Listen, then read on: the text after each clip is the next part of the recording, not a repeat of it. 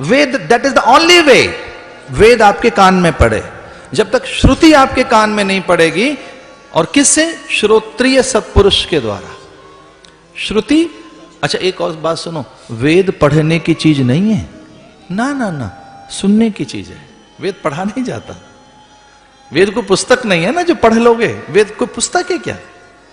वो तो श्रुतियां हैं, वो तो सुननी होंगी आपको। वेद पुस्तक नहीं है, वो सुना जाएगा। तो सत्संग में सुनो उन्हें, वो विद्या है, उसे सुनो। पेयम पेयम श्रवण पुटके रामा नामाभिरामम, वो सुना जाएगा। इसे यज्ञ कहेंगे, देव पूजा, दान देना, संगतिकरण। और बलि हो गया वो, उसने ऐसे 100 क्रम पूरे कर लिए, उसने पूरी लगभग 100 साइकिल पूरी कर ली। एक में ही सब कुछ हो जाता है, पर गुरु ने कहा इसे 100 साइकिल पूरी करवानी है, एक नहीं। ये निशाचर है, एक में पता नहीं मन बदले ना बदले, फिर दूसरे में, तीसरे में, चौथे में, 5वें में। इसका अर्थ है एक बार यज्ञ नहीं, 100 टाइम्स करना। कि हमारे पूजा कब तक करनी होगी? लगभग 100 बार करो, यानी बहुत बार। कितने बार तीर्थ करने होंगे? 100 बार। कितनी कथा सुने? अरे 100 बार। तो उनके मुंह से 100 निकल गया। यह 7 बार पाठ कर कोई। हनुमान चालीसा कितना पढ़े? 7 माने 7 या शत माने 100? तो आलसी कहते हैं महाराज 7 लिखा है, 7 लिखा है इसमें तो। और पुरुषार्थी कहते हैं शत लिखा है महाराज, इसमें 100 लिखा है। अपने हिसाब से लोग निकाल लेते हैं अर्थ। यह 7 बार पाठ करे कोई, मैंने 7 करने हैं। हम उनसे कहते हैं ढंग से देखो क्या लिखा है उसमें। यह 7 बार पाठ कर कोई, शत माने 100। आलसी कहता है 7 लिखे हैं महाराज इसमें तो। गुरु ने कहा 7 नहीं करने हैं। वैसे 7 ही यज्ञ पर्याप्त थे, 7 बहुत थे। सप्त दोष की निवृत्ति 7 में हो जाती, पर गुरु को लगा कि 7 नहीं, 100 करवाएंगे इससे, 100 टाइम्स कराएंगे इससे। ये करता रहे करता रहे करता रहे, एक ही चीज को रिपीट करता रहे। अच्छा, गुरु मंत्र का मतलब ये रिपीटेटिव रिपीटेटिव रिपीटेटिव। तो गुरु मंत्र माने क्या है? अब गुरु मंत्र के बाद शिष्य पूछता है गुरुजी से, गुरुजी कितना करना है? वो कहते हैं बिना संख्या के करते रहना। कितना? करते रहना करते रहना करते रहना। मैं कितना? वो कहते हैं लगातार, निरंतर, बार बार, हर पल, हर घड़ी, सुबह सांझ, 8 याम, अबाध, अविच्छिन्न, निरंतर, सतत गति, ठहरने न पाए। ये मंत्र ही ले जाएगा ऊपर। 100 यज्ञ करने के बाद अंतःकरण निश्चल हो गया, निर्मल हो गया, और देवता निस्तेज हो गए। अरे द्वार पर भगवान पहुंच गए। अद्वितीय के गर्भ से पैदा हुआ वामन, और उन्हें तैयार कर लिया गया कि ये तो सच है कि इसने 100 यज्ञ पूरे कर लिए, 100 साइकिल कंप्लीट इसकी हो गई हैं, और ये सर्वस्व का अधिकारी बन गया है। फिर भी उसके साथ के जो लोग हैं वो तो जस के तस हैं। प्लोमा, वर्ष परवार, नमूच, उसकी पत्नी, पुत्री, सब तो वही हैं। कहीं ऐसा ना हो फिर उनसे कुछ अनर्थ करा लें। इसलिए वो समूची विद्या और बल उसका आप पर अधिकार हो। यज्ञ के बल का अधिकार विष्णु का है, यज्ञ का अधिकारी विष्णु है। यज्ञ हुआ विष्णु, यज्ञ माने विष्णु, यज्ञ माने जगन्नाथ। इसे जगन्नाथ ने कहा मैं स्वयं जाऊंगा, और भगवान उसके द्वार पर पहुंचे। एक इसका अर्थ यह भी है कि लगातार करते रहिए शुभ कर्म, और वो आपके द्वार पर पहुंचेगा। निश्चित रूप से वो आपके द्वार पर पहुंचेगा। भिक्षुक बनकर पहुंचे, याचक बनकर पहुंचे, दाता बनकर पहुंचे, दीन बनकर पहुंचे, मित्र बनकर पहुंचे। उसके उपाय बताएं, कौन से? विचार बनकर पहुंचेगा, संकल्प बनकर पहुंचेगा। आपके भीतर में संकल्प बन जाएगा, भगवदीय संकल्प, वो ईश्वरीय संकल्प बनकर वो स्वयं संकल्प में पैदा होगा, आपके विचार में पैदा होगा, आपकी भावनाओं में पैदा होगा। आप उदार बन जाएंगे। जब आप उदार बनने लगे, समझना मुझ में नारायण जग रहा है, मुझ में श्रीनाथ जग रहा है, मुझ में द्वारिकाधीश का जन्म हो रहा है। मनुष्य और उदार हो? कभी नहीं। आदमी और उदार कभी नहीं होता भाई। ऐसो को उदार जगमाए। जब आप अपनी वासनाओं पर नियंत्रण करने की सामर्थ्य अर्जित कर लें, तो कहना मुझ में दुर्गा जग गई है। अब मेरी ईर्ष्या असूया का संहार होने लगा। धन्य है बलि का द्वार जहां जगन्नाथ भिक्षुक बनकर है, विश्वंभर विश्वनियंता जगतपति, जहां ईश्वर द्वार पर हाथ पसारे खड़ा है। बलि ने कहा ये देखने में तो भिक्षुक लगता है पर आप्तकाम है, अकाम है, पूर्ण काम है, निष्काम है। मुझे ऐसा क्यों लगता है कि ये सब कुछ मुझे सौंपने आया है, मुझसे कुछ लेने नहीं आया। वो स्वभावतः दाता है, दीन नहीं है, वो त्राता है, वो स्वामी है, वो तारणहार है, पालनहार है। कभी किसी सेठ से कहो भीख मांगने जाइए, सेठ को भीख मांगनी आती, वो तो जगन्नाथ है, जगत सेठ है। तो बलि को लगा अब मेरा कल्याण हो जाएगा, और भगवान ने ऐसा ही कहा कि तेरे पुण्य के वशीभूत समूची देव सत्ता आज धरा पर उतर आई है। सनकादिक नारद आदि सब चकित हैं, विस्मित हैं, अचंभित हैं। स्वर्ग के सब देव, यम वरुण कुबेर इंद्र आदि, वो उपेंद्र हैं। वामन का नाम उपेंद्र भी है, अदिति से प्रकटे हैं।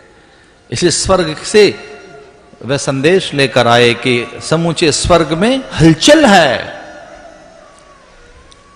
तेरे पिता के समय तेरे पिता विरोचन और उसके पिता प्रहलाद और उनके भी पिता हिरण्यकश्यप और उनके पिता कश्यप बड़े बड़े अद्भुत यज्ञ किए, पीढ़ियों का वर्णन करने लगे। भगवान चकित हुआ बलि और कहा कि आप तो मेरी पूरी पीढ़ियों को जानते हैं।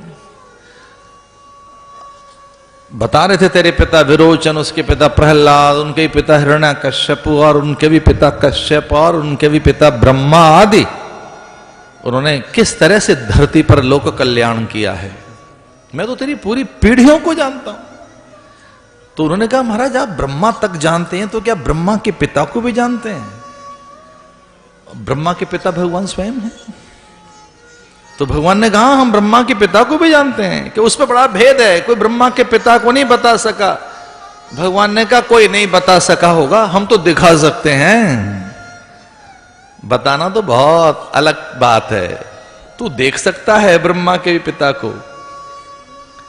महाराज वो विद्या क्या है कि ब्रह्मा के पिता को जान सकूं, जिसने जगती बनाई है, जो करतार है, जिसने धरती अंबर अग्नि जल वायु टिमटिमाते तारे और अनेक ब्रह्मांड रचे हैं, उसके बारे में आप बताने की बात नहीं, दिखाना भी चाहते हो। वो कौन सी विद्या है, वो कौन से मंत्र हैं, मैं कैसे जान सकूंगा उस परम सत्य को? तो बोले उस परम सत्य को जानने के लिए बस मुझे अपना आसन बिछाना है और थोड़ी सी पूजा करनी है, मैं यहीं से दिखा सकता हूं। ब्रह्मांड आदि के पिता ये लगाइए अपना आसन। बोले ये मेरा आसन, और मैं बड़ा स्वाभिमानी ब्राह्मण हूं, अपनी भूमि में ही आसन लगता है मेरा, तो गैर जमीन में नहीं, दूसरे की जगह पर नहीं। फिर यहां तो वैसे भी तेरी ये पुण्य स्वर्ग की कामना लेकर तू कर रहा है, छोटी सी क्षुद्र वासना, छोटी सी कामना, स्वर्ग पाने की भावना, इतनी छोटी सी कामना के लिए यज्ञ हो रहा है, और पाना चाहता है परम सत्य। इस स्थान पर जहां कामना के वशीभूत यज्ञ चल रहा है, पाना चाहता है निष्कामता को। झकझोर दिया भगवान ने उसके अंतःकरण को। तो महाराज फिर वो परम सत्य कैसे जाना जा सकता है कि मेरी भूमि में आसन लगे, और हां अभी तो मध्याह्न में कुछ पल रहते हैं और तेरा वचन है कि याचक को खाली हाथ नहीं जाने दूंगा। तेने परम सत्य जानना हो, मैं अपना आसन लगा सकता हूं, तो मुझे 3 पग भूमि दान में दे दे, मेरी भूमि हो जाएगी, उस पर आसन लग जाएगा, तुझे परम सत्य मिल जाएगा। और बलि समझ गया था कि अब सब कुछ चला जाए, इहलोक परलोक के सुख चले जाएं, पर मुझे परम सत्ता मिले, परम सत्य मिले, मेरा जीवन धन्य हो। बलि समझ गया कि सामने नर नहीं है, नारायण है। ये बटुक ब्राह्मण नहीं है, ब्रह्म है। ये बटुक ब्राह्मण नहीं है, ये वामन नहीं है, ये तो ब्रह्म है। वो समझ गया कि ये ब्रह्म है, ये कोई साधक नहीं है, ये सिद्ध है, सत्यनारायण है। ना ना ना ना, ये कोई पंडित नहीं है। मैं इसे पंडित बाल समझ रहा हूं, पंडित का छोकरा ना ना, ये पंडितों का छोकरा नहीं, ये परमात्मा है। ये ब्राह्मण नहीं, ब्रह्म है। ये नर नहीं, नारायण है। ये जीव नहीं, ईश्वर है। इसलिए भले ही सब जाए मेरा। पुरोहित किसे कहते हैं? जो पीढ़ियों से रक्षा करे आपकी। तो पुरोहित शुक्राचार्य ने मना किया, आंखों ही आंखों में ऐसा मत करना, तेरा सब कुछ खो जाएगा। जो सामने जो खड़ा है बड़ा छली है, देखिए सब दे दिया भगवान ने। एक पग में समूची धरा और दूसरे में स्वर्ग भी माप लिया भगवान ने। एक पग में पूरी धरा, दूसरे में स्वर्ग। ये क्या है भाई? चिंतन में ऐसे बांधा जा सकता है, विचार में पूरे ब्रह्मांड को अपना बनाया जा सकता है। एक विचार में परिवार में बड़ा एक्सपेंशन किया जा सकता है। मैं इतना बड़ा हो सकता हूं, बड़ा हो सकता हूं। ये मेरी जाति, ये मेरा कुल, ये मेरा वंश, ये मेरी परंपरा। और बड़ा होना है, ये मेरा देश। अच्छा, और बड़ा होना है, ये मेरा ब्रह्मांड, ये मेरे सूरज, मेरा सूरज, हमारा चंदा, हम मनुष्य, हम जीव। कितना बड़ा होना चाहते हो? बड़े हो जाइए। अच्छा, छोटा होना है, अपनी जाति तक सिमट जाओ, अपने परिवार तक। परिवार में भी फिर अपने कमरे तक। ये उनका कमरा है, ये हमारा कमरा है। अमेरिका में तो 6 फीट का स्पेस चाहिए पति पत्नी को, उनको खूब स्पेस चाहिए। वो स्पेस, इधर स्पेस, इधर स्पेस। छोटे हो जाओ। कितना छोटा होना चाहते हो? विचार में बड़े हो सकते हो। कुछ लोग बहुत बड़े हो जाते हैं, बहुत छोटे हो जाते हैं। बहुत बड़े लोग दिखाएं, वो कहते हैं देखो वो हमारा स्टेशन है, वो तुम्हारा स्टेशन है। मेट्रो सिटी में से होता है, वो हमारा स्टेशन है। कितने बड़े हो गए आप? स्टेशन पर आते थोड़े छोटे हो गए। आप कहते हैं वो आपका प्लेटफॉर्म है, ये मेरा प्लेटफॉर्म है, छोटा साइज हो गया। फिर कहते हैं ये मेरी ट्रेन है, और भी छोटे हो गए। ट्रेन आई, कहते हैं ये मेरा डब्बा है, वो सारे डब्बे से मेरा क्या मतलब है? फिर मेरा डब्बा, और डब्बे में घुसते ही इतने छोटे हो गए, ये मेरी सीट है, मेरी सीट है। अपनी सीट तक सिमट गए आप। और उस पर कोई सामान तो रख कर देखे, उस पर कोई क्लेम तो करके देखे। आप कहते हैं मेरी सीट है। अब आपकी सीट आ गई है, सीट पे बैठ गया, कहते मेरी सीट है। अब वो पूरे ट्रेन से कोई लेना देना नहीं, और इतने आराम से छूट गया है प्लेटफॉर्म, वो याद भी नहीं आ रहा। वो स्टेशन, पूरे रेल यानी ट्रेन, खाली डब्बा। डब्बे से क्या मतलब है? अपनी सीट। और जब आपका डेस्टिनेशन आता है, जहां आपको उतरना है, अब बस अब कुछ रह गए आधा घंटा, तो तब आप दानी बनने की कोशिश करते हैं। लोकल लोगों से कहते हैं बैठ जाइए, कोई बात नहीं, मेरा बैग रख लो, आप भी बैठिए, बैठ जाइए। चैरिटी का मन करने लगता है, आप थोड़ा चैरिटी कर लेते हैं। बहुत दिन से चैरिटी नहीं की, हेल्प नहीं की लोगों की, तो हेल्प कर लेते हैं।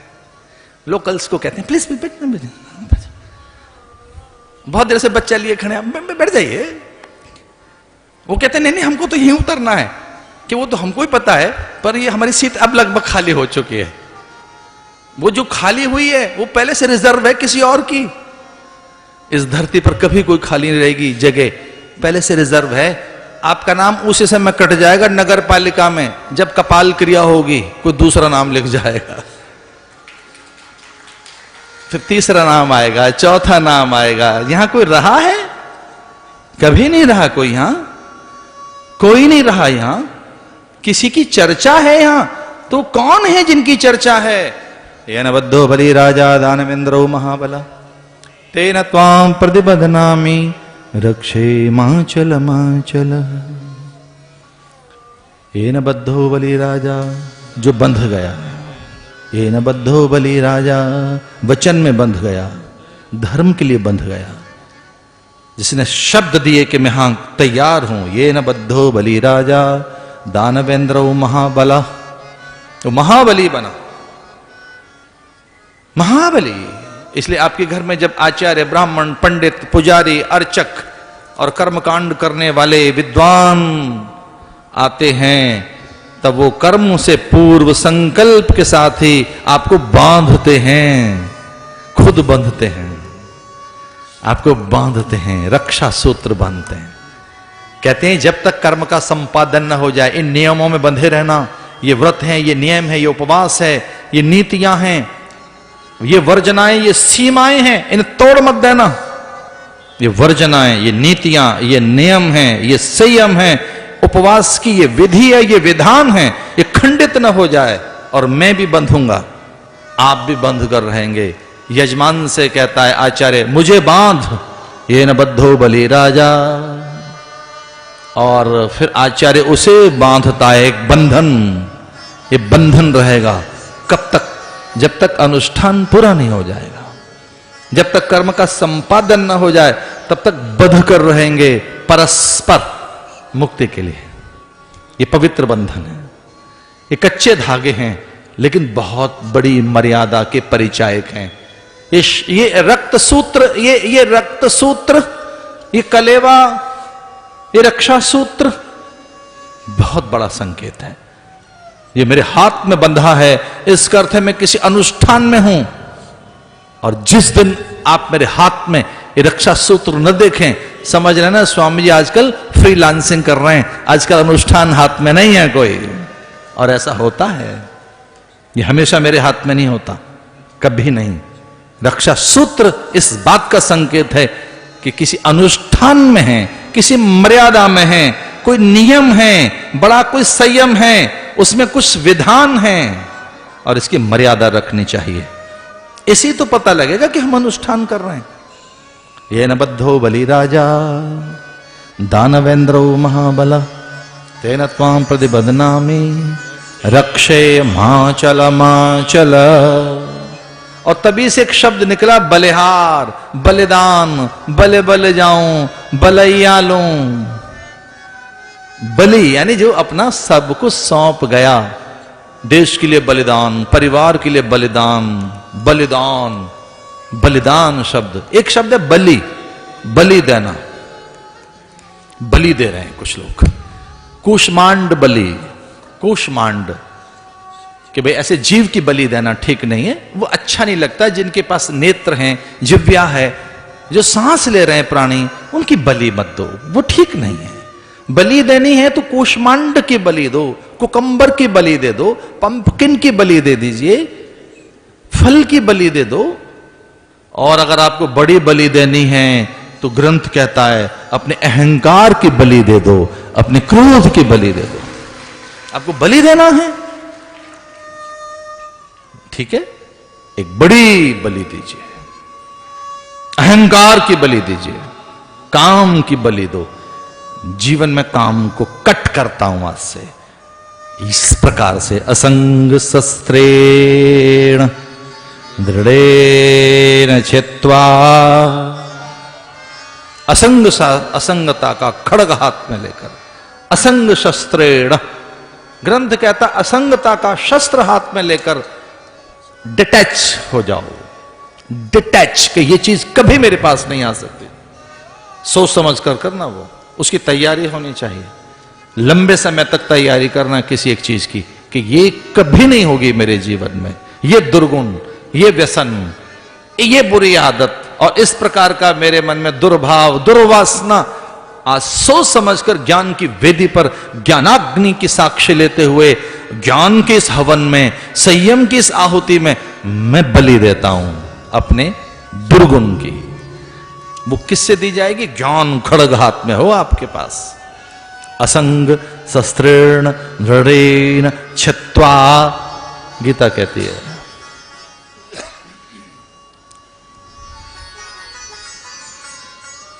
इसलिए सब कुछ पा लिया बलि ने, इहलोक परलोक में सुख पैदा हो गया। 8वें मनमंत्र के स्वामी बनकर आएंगे, पाताल में उनको भेज दिया। तल, अतल, वितल, सुतल, तलातल, रसातल, इस प्रकार से लोकों की कल्पना की गई। मुझे हृदय से क्षमा करना, अगर हम पाताल को समझें कि वो पाताल कहां होगा, तो जो तल, अतल, वितल, सुतल के हिसाब से पाताल जो आता है भौगोलिक ढंग से, तो वो संयोग से अमेरिका आता है पाताल। उस तरह से देखा जाए तो वो ऐसे नीचे आता है। तो कितनी वहां समृद्धि है, कितनी चमत्कृत कर देने वाली वहां पर समृद्धि है, किस प्रकार का भौतिकीय वहां आकर्षण है, किस प्रकार का वहां पर वैभव है, किस प्रकार से सूचना की तकनीक और संचार की क्रांति है, किस प्रकार से वो मार्ग हैं बड़े बड़े अद्भुत। एक संत से मैंने कहा कि चमत्कृत कर देने वाला देश वो पाताल देश, जिसे आप पाताल बता रहे हैं। तो मुस्कुराकर कहने लगे स्वाभाविक है, बलि का देश है, स्वाभाविक है। लेकिन धीरे से मेरे कान में कहा संपदा तो है, आसुरी है। मैंने कहा ऐसा ना करो, मतलब संपदा में भी कैटेगराइज कर रहे हैं आप, तो ऐसे डिफरेंशिएट मत करिए, ठीक नहीं है। बोले नहीं है, आसुरी है। मैंने कहा इसका अर्थ क्या है? बोले वो संपदा देह धरातल तक रखती है, इंद्रियों के धरातल तक, आत्मा में छलांग लगाना नहीं सिखाते, वहीं तक रखते हैं। और बोले अगर वो छलांग लगानी सीख जाएं तो उनसे बड़ा बलि कोई हो सकता है? और वो तभी लगा सकता है व्यक्ति ऐसी छलांग जब भोग के शिखर को छू ले। जिसने भोग का शिखर नहीं छुआ, जिसके सामने भोग फीके नहीं पड़ गए, जिसने सांसारिकता को नहीं जीत लिया है, जिसने बड़ी वस्तुओं को जान नहीं लिया है, उनको छोड़ेगा कैसे? तभी तो त्यागोगे जब भोग लोगे, पता तो लगे कि वो अलौने हैं, फीके हैं, निस्सार हैं, सारहीन हैं, परिणाम में वो नहीं है जो दिखने में आ रहे थे। इसलिए निंदा न करें, संपदा है पर वो देह धरातल तक रखती है। और कदाचित उस संपदा के व्यामोह से मुक्त होकर चेतना सत्य को पाना चाहे तो ये बड़ी बड़ी बात कही गई शास्त्रों में कि वही ज्ञानी बने हैं जिन्होंने भोग के शिखर को छोड़ा है। वो आदिनाथ भगवान, प्रथम तीर्थंकर भगवान ऋषभ देव पूरी धरती का सुख त्यागा, पहले भोगा फिर त्यागा। पूरी धरती का स्वामी ऋषभ देव, तभी तो सन्यास निखरा, तभी तो पैदा हुआ। वो 24वां तीर्थंकर महावीर वर्धमान, जिधर निकल जाते माटी सोना बन जाती, बादलों से वैभव बरसता। वर्धमान में वृद्धि, वर्धमान क्यों नाम रखा? वृद्धि, हर चीज में वृद्धि हो रही है, दुगुनी तिगुनी चौगुनी चीजें मल्टीपल होती उनके जन्म के साथ ही। तो इतनी वृद्धि, इतना वैभव जिसने देखा हो तभी तो वो वीतराग बनेगा। और एक छोटी सी बात हौले से धीमे से कहते हुए कि जिसने इतने राग नहीं देखे वो वीतराग नहीं बन सकता। इतने जिसने भोग नहीं देखे हों वो छूट गए। इसका अर्थ है भोग में सुख होता, उस वृद्धि में, उस वैभव में, तो बुद्ध से घर न छूटता, वो राम से अयोध्या न छूटती, कृष्ण से द्वारिका न छूटती। वो वैभव का शिखर जिन्होंने छोड़ा है उन्हें ही कुछ मिला है। नवम स्कंध में चलते हैं, जिसके लिए सुखदेव मुनि अपनी व्यवस्था प्रकट करते हैं। कभी कभी संत बड़ी मजबूरी दिखाते हैं, कभी संतों की मजबूरी देखो, सुखदेव की मजबूरी देखिए, व्यवस्था देखिए। सुखदेव क्या कहते हैं कि जो नवम स्कंद की कथाएं हैं वो 100 साल तक कही जाएं तो पूरी नहीं होंगी।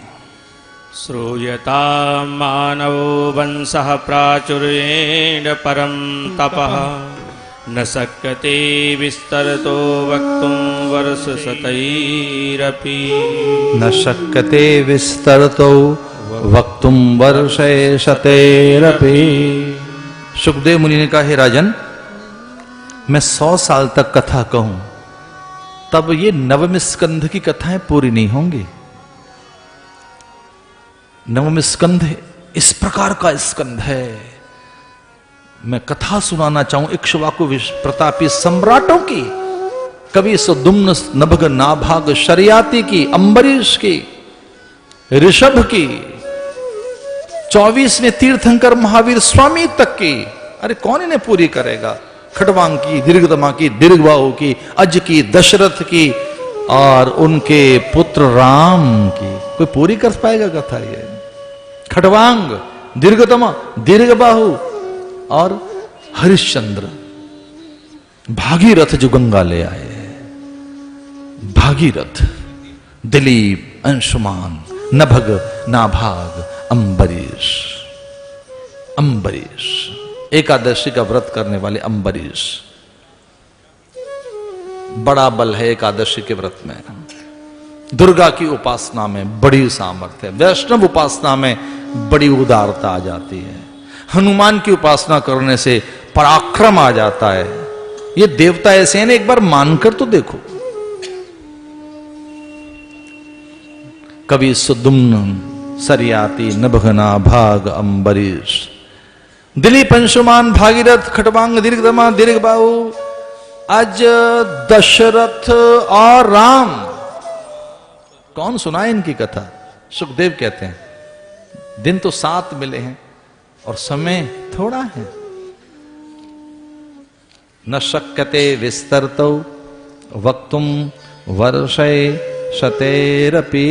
खट्वांग दीर्घ बाहुश्च रघुस्तस्मात् पृथुस्रवः अजस्तथा महाराजो तस्मात् दशरथो भवतो। ये इतने बड़े बड़े महापुरुष हुए रघु, जिनसे रघुवंश समुचित धरा दान दे देते। जो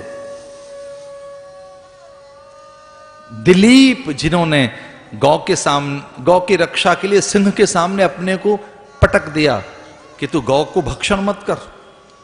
वो कहता है मेरा आहार मत छीनिए, ये पाप कर रहे हैं आप। गौ मेरा स्वाभाविक आहार है, मैं सिंह, मैं हिंसक पशु हूं, ये मेरा आहार है। आप कहते हैं गौ को मत खा।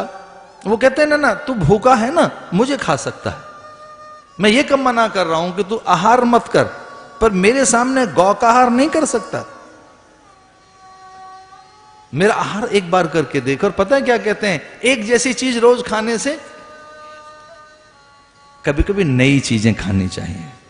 तो मेरा आहार तो देख, रक्त का मांस, मनुष्य का मांस तो चख कर देख, मनुष्य का रक्त तो पीकर देख, मेरे प्राण ले ले, गौ के मत लेना। मैं ऐसा कोई पाप नहीं करूंगा, तेरा भोजन नहीं छीनूंगा। सिंह में से धर्म प्रकट हो गया। धर्म ने कहा मैं तो तेरा परीक्षण कर रहा था, मैं तो तेरी परीक्षा ले रहा था। दिलीप, खटवांग, युद्ध के मैदान में गुरु भागे चले गए। वहां युद्ध के मैदान में गुरु को दौड़ते हुए देखा, गुरु भागे चले आ रहे हैं। मेरे गुरु के माथे पर पसीना, उसको युद्ध से लेना देना क्या? जय पराजय से, हर्ष शोक से, हानि लाभ से कभी कुछ नहीं लेना देना। उनको क्या फर्क पड़ता है मैं राजा रहूं न रहूं? हजारों राजा उनके शिष्य हैं, उनको क्या लेना देना इन बातों से? कोई जीते कोई हारे, वो गुरु हैं। लेकिन युद्ध के मैदान में और वो लाशों के ऊपर से दौड़ते चले आ रहे हैं, उनके पैर रक्त से सन गए, उनके दिव्य वस्त्र, ये काशाय वस्त्र, उनमें मांस के लोथड़े लटक गए। हुआ क्या? मेरा गुरु भागा चला रहा है। युद्ध के मैदान में उनके गुरु वशिष्ठ भागे हुए चले आ रहे थे, दौड़े हुए।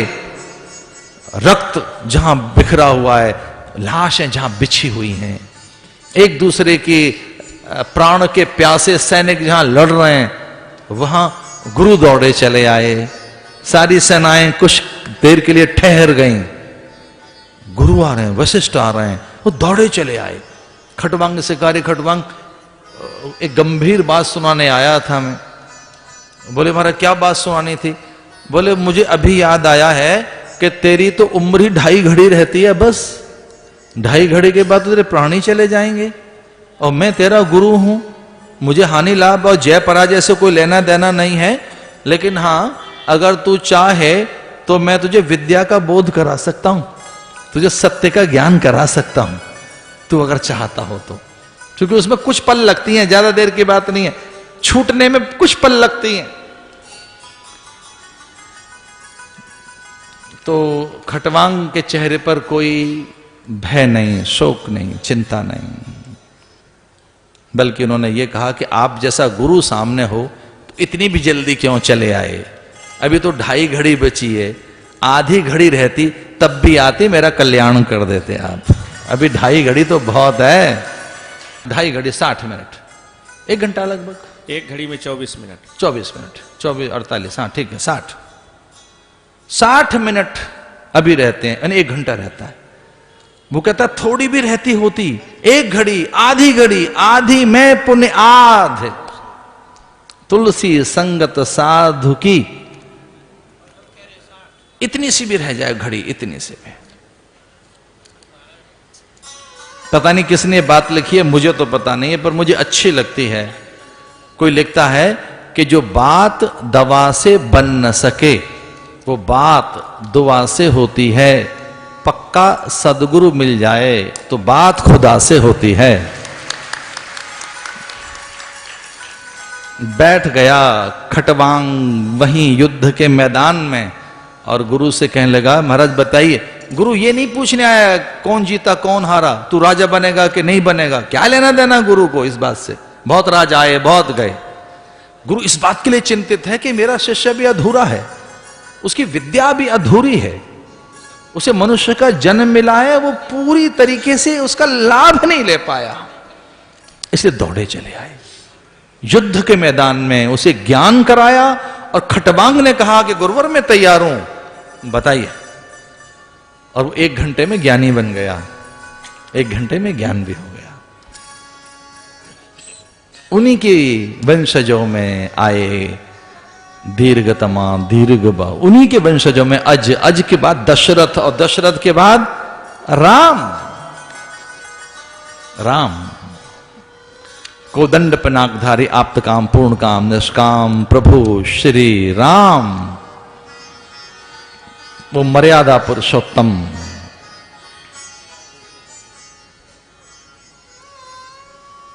एक शब्द आया विसिल ब्लोअर, जो बताए कि कुछ ठीक नहीं हो रहा है, वो था एक राम के यहां। उसका तिरस्कार नहीं किया राम ने, ना दंडित नहीं किया राम ने उसको। एक बार भी नहीं कहा उस धोबी से कि तू सीता पर लांछन लगाता है। क्या राजा था वो, सुमंत्र, लखन, भरत, रिपुदमन, एक बार भी विचलित नहीं हुए। कहने लगे अगर कोई अवाम में से आवाज आई है, यह सच है कि वो झूठा लांछन है, ये सच है कि वो मिथ्या आरोप है।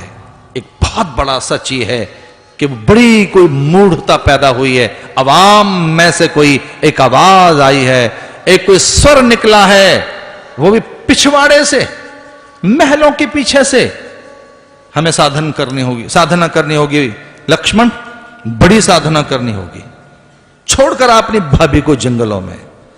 सीता से कहा हम दोनों को चुनना होगा, अपने लिए जिए या अवाम के लिए जिए, अपने लिए जिए अयोध्या के लिए जिए। धोबी कोई स्वर देता है, काना फूसी करता है, धोबी कुछ कह रहा है। सीते मैं जानता हूं, पूरी प्रकृति जानती है, ये जानता है जन जन और उसका हर मन आपकी पवित्रता, लेकिन एक भी स्वर अयोध्या में ऐसा पैदा हो जिसमें शक है, संदेह है, कोई भ्रम है, वो कुछ पूछना चाहता है, वो कुछ सत्यापन चाहता है, वो कोई आचरण की, चरित्र की परीक्षा लेना चाहता है, क्या करें? और सीता कहती है कि मैं तो जिस दिन परीक्षा देना चाहूंगी कि मैं क्या हूं, तब धरती और अंबर मेरे साथ होंगे स्वामी, ये पूरी दिशाएं मेरे साथ होंगी, लेकिन हां हम धोबी की आवाज को बंद नहीं कर सकते। धोबी का स्वर नहीं है, वो हमारे लिए कल्याण की कोई आवाज है और अवाम की आवाज का सम्मान करना चाहिए।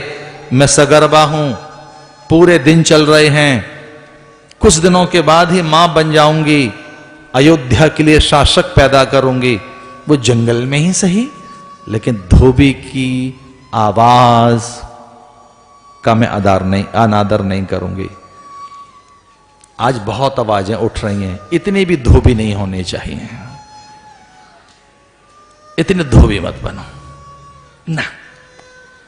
इतनी भी आवाजें ज्यादा, ये कुछ ज्यादा ही आवाजें आ रही हैं आजकल तो। कभी कभी कोई आवाज आए, कोई एक प्रश्न आए शिखर पर बैठे पुरुष के लिए, एक, तो ठीक लगता है।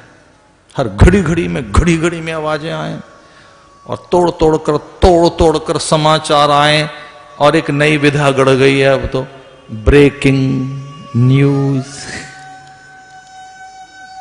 तोड़ मरोड़ कर नुकीला करके और पैतरेबाजी करके और शार्प बनाओ उसे, और शार्प बनाओ उसे। कितना शार्प हो सकता है, वो पेचकस लेके कस रहे हैं कि है तो सही भी, और चुभन भरा नहीं है, रहस्यात्मक नहीं है। वो था एक कोल किरात भिल्ल बनवासी के साथ। बन गए राम, बन गए। कोई कहते हैं राम, वो भोर का स्वर है भैया राम। कोई पूछे तो सही राम है क्या? इस धरती की जो भोर है, भारत की भोर का प्रथम स्वर है राम। लोग कहते हैं राम राम जी, जय राम जी की, राम राम जी। कुछ लोग अति आदर के साथ उसके द्वापर के नाम को पुकारते हैं, जय श्री कृष्ण। कोई उसके तप को पुकारते हैं, जय जिनेन्द्र।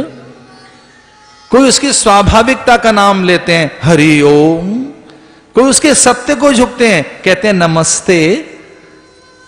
कोई उसकी पवित्रता को आदर देते हैं, कहते हैं स्वस्ति स्वस्ति। कोई उसके तप को प्रणाम करता है, जय जिनेन्द्र कहकर। कोई उसके माधुर्य को, मोद को नमित होता है, जय श्री कृष्ण। कोई कहता हरि ओम, कोई कहता नमस्कार, कोई कहता जय सच्चिदानंद, और कोई सीधे उसी को पुकारता है, राम राम, राम राम जी, जय श्री राम, जय राम जी की। धन्य है भारत की भोर का कोई प्रथम स्वर है राम। वो राम फिर द्वापर में उसे कहते हैं जय श्री कृष्ण। उसके तप को प्रणाम करते हुए कहते हैं जय जिनेन्द्र। उसकी जो नित्य विद्यमानता है उसके लिए कहते हैं हरि ही ओम। उसके सत्य को झुकते हुए कहते हैं नमस्ते, नमस्कार। भारत की भोर का पहला स्वर जो शमशान तक साथ जाता है। महल त्याग दिए, कोल करात भिल्ल बनवासियों के बीच में शबरी के बेर, और जिसे भाता है जंगल में रहना, मुनि मंडलियों के बीच में। था क्या बंदर भालुओं के पास, क्या सेना रही होगी? कुछ मुट्ठी भर बंदर, और थे क्या वो नखदंत, नुकीले पत्थर, थप्पड़ और घुड़की। इसके अलावा और सैन्य सामग्री क्या है? रावण से लड़ने के लिए क्या है उनके पास? हां, विजय उल्लास, आशावादिता, एक बड़ी चीज है उनके पास। उनके पास बड़ी चीज है जिसका नाम है पॉजिटिविटी, पॉजिटिव, एक सकारात्मक सोच, एक विधेयक चिंतन, एक विजय उल्लास, ऐन्द्रिक संयम। उनके पास सत्य है। और रावण हार गया। बहुत कुछ होने पर भी उसके पास तो कितने अस्त्र शस्त्र थे, और बंदरों के पास में नखदंत, लंबे लंबे नाखून और दांत, थप्पड़, घुड़की और छलांग। जब तक निशाचर इधर उधर देखे तब तक 2 थप्पड़ लगा देते बंदर, 2 थप्पड़ मारते, घुड़की दिखाते, नखदंत और एक नुकीला पत्थर। ये हमारा बंदरों ने कर डाला। सपने बानर लंका जारी, सपने बानर लंका जारी। भयभीत हो गए। अभी तो हनुमान आए नहीं थे, भयभीत हो गए वो। राम तो धरती पर अभी तक हैं, कृष्ण अभी तक धरती पर हैं, वो ब्रह्म हैं। व्यक्ति चरित्र से इस धरती पर रहता है, त्याग से इस धरती पर रहता है। इस धरती पर श्रेष्ठता से लंबे समय तक जिया जा सकता है, और फिर इतनी ताकत भी पैदा की जा सकती है चरित्र और संयम से कि आप नहीं, आपके नाम से पत्थर डाले जाएं तो पत्थर तैर जाएं। चरित्र का बल तो इतना बड़ा बल होता है। इसलिए रामायण का नाम है रामचरित मानस। रामायण का नाम है। मानस के पास, मनुष्य के पास क्या हो? चरित्र हो। मानसिकता में चरित्र हो तो राम उतरे। राम जीने का नाम है, बोलने का नाम राम नहीं है, जीने का नाम राम है। आपके सांस में राम न रहे, आपके स्वभाव में राम रहे, आपके चरित्र में राम रहे, आपके जीवन में राम रहे, उसका नाम है राम। राम को जपो कम, जियो ज्यादा। जपने की चीज राम नहीं है, जीने की चीज है राम। राम को जिए, आप में वो पूरा पूरा उतरे। उन्हीं की परंपरा में नहुष, पुरु नहुष, नहुष के ययाति, ययाति के दो पुत्र यदुपुरु और यदु से यदुवंश, यदुवंश।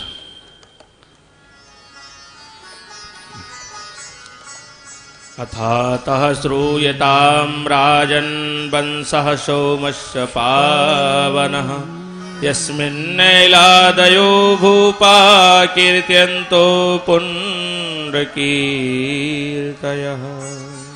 अथात श्रूयतां राजन् वंश सोमस्य पावनः। कोई कोई चीज पवित्र कर देती है। पवित्रता के लिए हम कई बार महापुरुषों का नाम लेते हैं। ओम अपवित्र पवित्रो वा सर्वावस्थागतोऽपि वः यः स्मरेत पुंडरीकाक्ष। जल हाथ में लेकर बाह्यांतर शुचिता, बाह्यांतर शुद्धि के लिए भगवान का नाम लेते हैं। अभी स्नान करके आए फिर भी आचमन कर रहे हैं। ओम अपवित्र पवित्रो वा, जल छिड़क रहे हैं। ओम पुनंतु देवजनामां पुनंतु मनसा धिया पुनंतु विश्वाभूतानि जात वेद पुनेहमां। किन्हीं किन्हीं का नाम पवित्र कर देता है, स्फूर्ति लाता है। वंश सौमस्य पावनः। सुखदेव मुनि ने कहा, हे राजन, अब मैं कथा शुरू करता हूं। पवित्रता जिससे विकसित होगी, वैराग्य जिससे जगेगा, आनंद जिससे उत्पन्न होगा, तेरे जीवन की सिद्धि हो जाएगी। अब कथा सुन। तो परीक्षित ने कहा, गुरुवर, हे मुनिवर, हे यतिवर, अब तक क्या सुनाते रहे? बोले, अब तक तो मैं कथा की तैयारी कर रहा था। ये तो भूमिका थी, ये तो भूमि तैयार हो रही थी, तेरे अंतःकरण का निर्माण कर रहा था मैं। और ये बड़ी चीज है भाई, इसे ध्यान से सुनो। एक एक साधन का चरण कौन सा कहलाता है? अंतःकरण का निर्माण। बहुत लंबे समय के बाद इस योग्य अंतःकरण बनता है कि हम साधन कर सकें, जप कर सकें, विद्या का अभ्यास कर सकें और हम यज्ञ आदि, मंत्र आदि के मर्म को जान सकें। जो पहला चरण है वो निर्माण है, अंतःकरण का निर्माण, मानसिकता बनाना, पूरी मेंटालिटी तैयार करना। अंतःकरण का निर्माण माने चित्त की भूमिका, मन की भूमिका, बुद्धि को उसके लिए तैयार करना और इंद्रियों को साध लेना। इसे दसम स्कंध में जब कथा पहुंची, सुखदेव मुनि ने कहा, हे राजन, तैयार हो जा, अब मैं कथा सुनाता हूं। क्योंकि दसम स्कंध कहते हैं भगवान स्वयं हैं और वो हृदय भाग है, और पूरे शरीर में हृदय बड़ी चीज है, हार्ट बड़ी चीज है। वो इतना बड़ा भी ना हो कि इनलार्ज हो जाए तो भी दुखी कर देता है। वो जैसा है वैसा ही रहना चाहिए। एक बहुत पुरानी बात, लक्ष्मण झूला पर एक महात्मा मुझे मिले, थोड़ा दर्द था उन्हें, पहली बार मैंने देखा दर्द में है। मैंने पूछा, हमारा क्या हो रहा है? आपको तो मैंने कभी ऐसा नहीं देखा।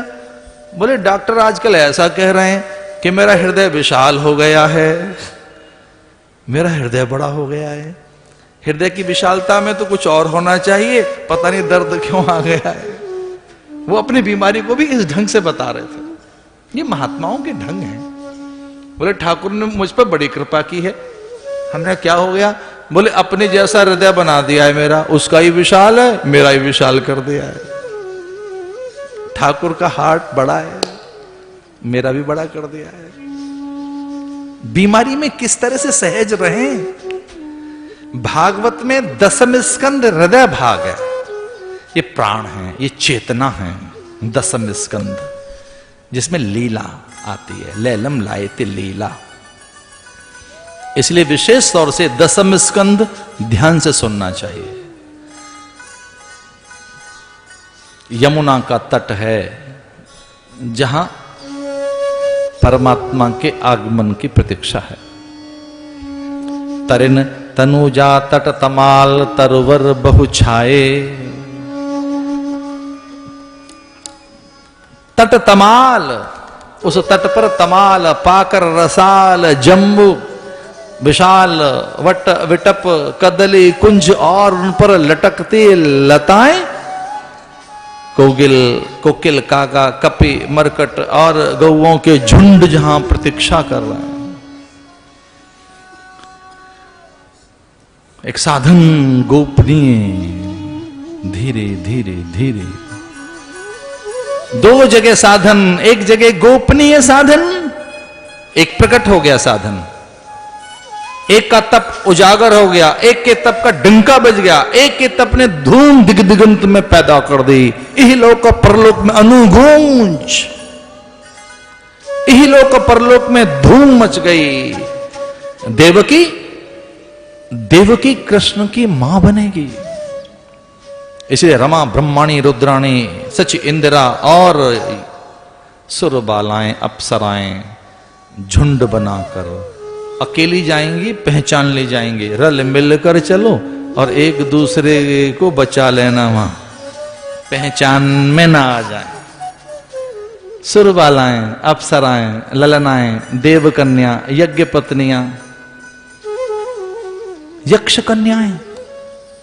अरे हद है। रमा, रमा माने लक्ष्मी, ब्रह्माणी और रुद्राणी देवकी के दर्शन करने के लिए धरा पर उतर आई। मथुरा में झुंड बनाकर ब्राह्मणियों के झुंड में, वो जो उस समय कुछ वाद्य बजा रही थी, कुछ नृत्य कर रही थी, कोई आलता मेहंदी और ऐसे श्रृंगार वेणी बंधन, कोई धीरे धीरे बार बार उसका पल्लू ही ठीक कर रही हैं, उसके श्रृंगार को ठीक कर रही हैं। ठीक ठाक है, फिर भी कोई सखी आ गई है और कुंडल ठीक करने लगी। ऐसा अद्भुत दृश्य होता है। वधू के समय प्रेम करती हैं, कई बार ज्येष्ठाएं हाथ चूम लेती हैं। बड़ी बूढ़ियां जो बुजुर्ग होती हैं अपनी कन्या को, क्या विदा होने वाली है हमारी बेटी, मेरी पुत्री, मेरी पौत्री, उसका माथा सूंघ लेती हैं। खुद से तो कुछ नहीं सूझता, अंक में भर लेती हैं, आंखों में आंसू आ जाते हैं। बेटी विदा होने वाली है अपनी, अब बेटी विदा हो गई। देवकी बड़ी चकित है, हर्षित है, प्रहर्षित है, आनंदित है। देवकी ने कहा कि पूछना तो बड़ा ठीक नहीं रहेगा, पर ये कौन कौन है जो आई हैं? ये तो अपनी परिचित नहीं है। ये कौन है जो माथा चूमती है मेरा? जो माथा चूम रही हैं वो पार्वती आशीष दे रही हैं। धन्य है देवकी तू, जो हाथ पर चुम्बन जड़ देती हैं और बार बार हाथों को सहला रही हैं और चुपके से ये भी देखना चाहती हैं कि इसके हाथ की वो कौन सी रेखा है जो इसे परमात्मा की मां बनने का गौरव प्रदान कर रही है। वो कौन सी रेखा है? वो जानती हैं, वो विधात्री वो हाथों पर ओठ रख रही है। वो कौन है? ब्रह्माणी। हरि भारिया जिनका नाम है रमा, लक्ष्मी जी, उनके हाथ में हाथ नहीं आए, उनको देवकी का मस्तक प्राप्त नहीं हुआ, क्योंकि मस्तक पर पहले ही चुम्बन जड़ चुकी हैं, पार्वती आशीष दे चुकी हैं, हाथों पर होठ रख चुकी हैं ब्रह्माणी। तो रमा के हाथों में, रमा के हिस्से में तो देवकी के चरण आए और उनके चरणों के आभूषण ठीक करने लगे। वो धूल माथे से लगा लिए कि ये ईश्वर की मां बने। एक इसका अर्थ ये भी है कि अगर अच्छे कर्म करते रहोगे तो देवता संकेत देने आएंगे। बार बार गुरु संत यज्ञ सत्संग तीर्थ ग्रंथ आपके जीवन में आए अनायास, तो समझना कि ठीक रास्ते पे चल रहे हैं आप, वो ठीक मार्ग है। महाजनो ये न गत सपंथा, महाजनों, महजनों को फॉलो कीजिए, उनको फॉलो कीजिए। जिसके आगमन की आहट सुनकर अनुचरियां अचेत हो जाती हों, उसका नाम था कंस। जिसकी आगमन की आहट से न केवल अचेत होती, निस्तेज हो जाती, भयभीत हो जाती, उसका नाम कंस। कंस को धकेल कर नौकरानी अनुचरियों ने कहा कि देवकी का भी श्रृंगार हो रहा है, कुछ पल में बाहर आएगी। आकाशवाणी हुई जब देवकी रथ में बैठ गई थी। देवकी को बहुत कुछ दिया था कंस ने, जो कुछ मथुरा में था, मूल्यवान, महनीय, सुंदर, अद्भुत, उदात्त, उत्कृष्ट। ये संस्कृति है हमारी। हम पुत्र के लिए न्यौछावर हो जाते हैं, बिछ जाते हैं, बिक जाता है आदमी बेटी के लिए। उसे लगता है कि बेटी अब विदा हो रही है, मैं भला ही नीलाम हो जाऊं, बेटी सुख से रहे। भारत का जो पिता है, भारत की जो मां है, वो संतति के सुख के लिए क्या क्या यत्न नहीं करते, संतान के सुख के लिए। भाई क्या नहीं करता बहन के लिए, सब कुछ सौंपने लगा। तब अनायास नभ के छोर से समूचे आकाश को हिलाती हुई, नभ को चीरती हुई, धरा को सुख पहुंचाती हुई एक वाणी उतर कर आई थी। आकाश से कोई एक आवाज आई थी जिसने पूरी धरती पर सुख पैदा कर दिया। ऋषि मुनि हर्षित हो गए, सबके सब आह्लादित हो गए, लेकिन एक था जो भयभीत हो गया था, कंस। अरे मूढ़, जिसे तू भगिनी कहता है, वो तेरे काल की जननी है। उसके 8वें गर्भ से तेरा प्राणहंता, तेरा काल आ रहा है। मृत्युदाता का आगमन 8वें बालक के रूप में होगा। देवकी का 8वां पुत्र तेरा काल है। यह जननी नहीं, भगनी नहीं, तेरे काल की जननी है। इतना सुनकर वो कंस जो देवकी के चरण चूमता था, उसका हाथ जैसे हाथ में आता तो रो पड़ता। वो इतना संवेदनशील हो जाता, इतना भावुक हो जाता अपनी बहन को देखकर। उसे देख नहीं पाता था कि तू कब कितनी बड़ी हो गई। तू कुमारी थी और अब तरुणी हो गई, अब तू युवती हो गई है। लज्जा में आ जाता, आंखें नीचे झुक जाती और मनी मन कहता मेरी बहन युवती हो गई, ये जवान हो गई है, ये कितनी सुंदर दिखती है। और नहीं नहीं, मैं अपनी देख सकता, आंखों में आंसू आ जाते। देखो मेरी बहन कैसी लग रही है, ये तो साक्षात परांबा है, दुर्गा है। एक बार जब मुखमंडल पर दृष्टि जाती कंस की, देवकी को एक बार देखता तो समाधि उतर आती, अपार सुख मिलता। और अपने दुष्ट मित्रों से कहता कि जो योगियों को समाधि में सुख मिलता है, वैसा ही सुख मैं देवकी के दर्शन में पाता हूं। मेरी बहन का दर्शन ऐसा है। और सच मानिए, जो अकाम चित्त के प्राणी होते हैं, उनके दर्शन से ऐसा ही सुख मिलता है। कंस की वो प्रीति पल भर में मिट गई। पल भर में खल के प्रीति जता फिर नाही, दामिनी दमक रहे घन माही। घन घोर मेघाच्छन्न अंबर में जब अचानक बिजुरिया चमकती है, बिजुरिया बिजली, दामिनी दमक रही घन माही। कितना सुंदर दृश्य है। कवि ने क्या कल्पना की है कि जो दुष्ट होते हैं, दुष्ट क्रूर, जो हिंसक पुरुष होते हैं, जिनके प्रेम में छल होता है, उनका प्रेम कितनी देर का, उस प्रेम में कितने समय का प्रेम। दामिनी दमक रही घन माही।